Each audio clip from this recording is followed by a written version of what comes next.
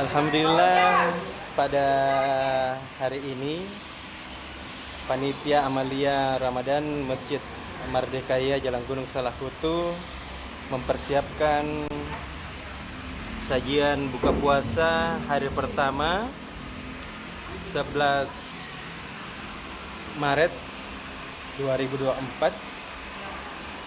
Tampak para panitia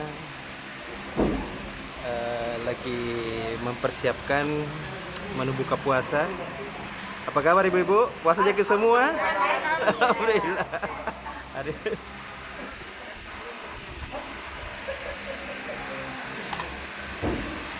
Nah, ini salah satu panitia kita akan wawancara.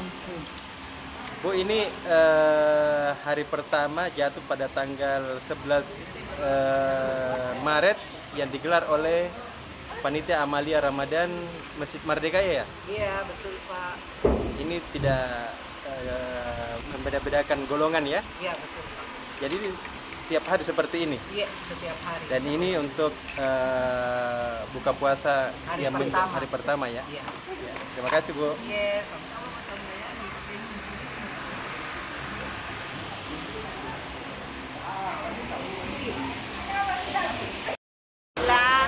Kami dari Panitia Amalia Ramadan Masjid Merdekaya mengadakan buka puasa dan tidak membeda-bedakan golongan satu dengan yang lain.